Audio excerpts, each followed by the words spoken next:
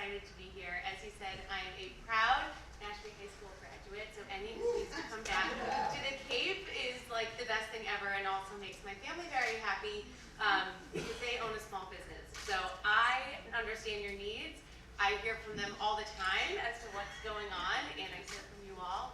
But I really am so happy to be back. And you are so lucky to have Paul on your team. He is such an amazing advocate for the Cape Cod community. And Wendy, I think she has huge shoes to fill, but we have had such an amazing relationship with you.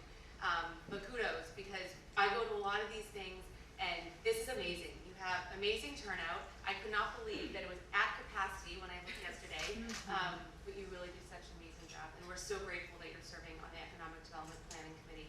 And I'll talk about that a little bit, but it really is a critical piece of the work that we're doing to really shape how we're going to look at things for the next 4 years. It's also so nice to see so many familiar faces and so many of my favorite small businesses here on the Cape, my favorite restaurants and coffee shops and all of that. So I'm very happy, as I said, to be here. So what I thought I would do is talk a little bit about the Healy-Driscoll administration's priorities. I'll talk a little bit about some of the priorities that I oversee. It doesn't include everything that you mentioned, but I kind of honed in on some of the other pieces. And I will also talk about the economic development planning process that we have underway. So the Healy-Driscoll administration's priorities are very consistent with some of the priorities that you already laid out. They hit the ground running. They are super focused on competitiveness and businesses of all sizes and all types in all regions. Humans, all humans. Not just fancy PhDs, but small business owners and all of them, all across the Commonwealth. And we're also really focused on getting federal funds. So when you said bridges, I was thinking, oh my gosh, how exciting. You know, we have now committed up to $700 million for the bridge project.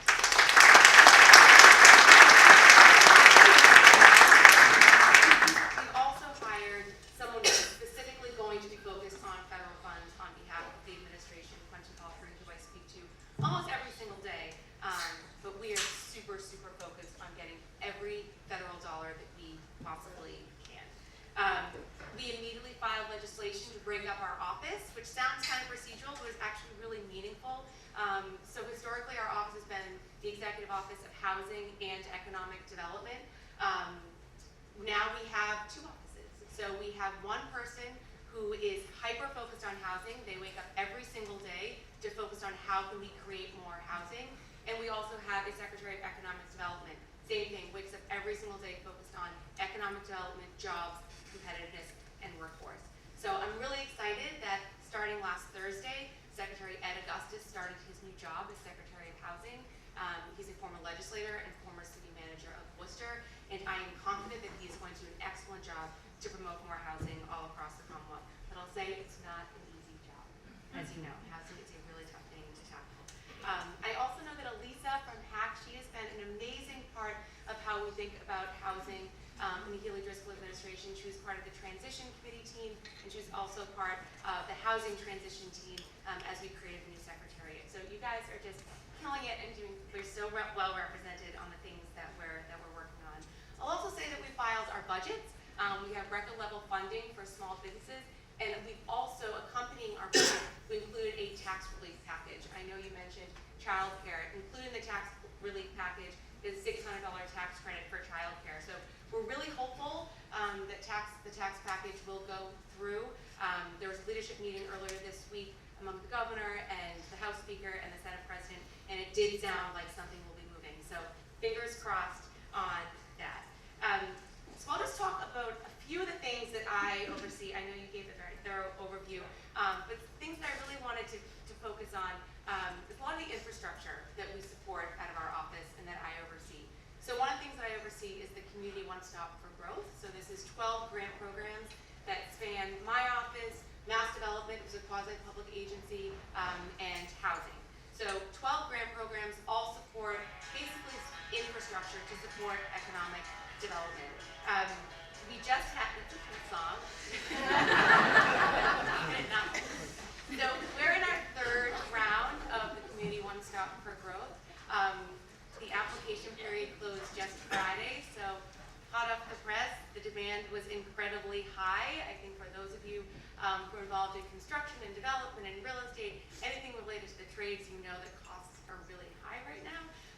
but we received over $780 million worth of requests. And we will only be able to fund a small fraction of that. But another congratulations to the team.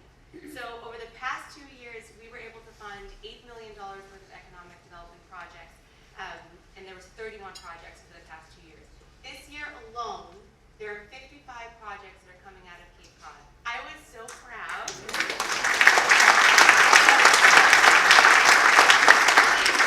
And this requested over $40 million.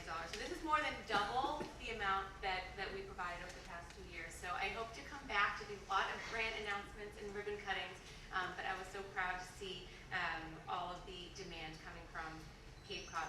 On the blue economy front, so I'm vice chair of the Seaport Economic Council. Lieutenant Governor is the chair. This is one of our favorite grant programs because we invest in our 78 coastal communities all across Massachusetts. This program has invested $90 million since 2014 in the Cape and Islands. So this really funds coastal infrastructure projects all across the coast, and the Cape has done very, very well. That again, we had a grant program that just recently closed, so I hope to be back making more grant announcements on that. And we also fund the dredging program. I was with State Representative Sarah Peak earlier today, and she was so excited about the dredging program because we know how important it is to the Cape. So we have invested over $10.5 million since 2019 in dredging just the Cape alone. And fun fact, this is 403,000 cubic yards of material. This is roughly 120 Olympic swimming-sized pools of stuff. So I thought that was a really cool fact that my team relates, so I'm relaying it to you. And all of this, over 2/3 of these went to restore beaches. So we know this is so critically important to our tourism industry here.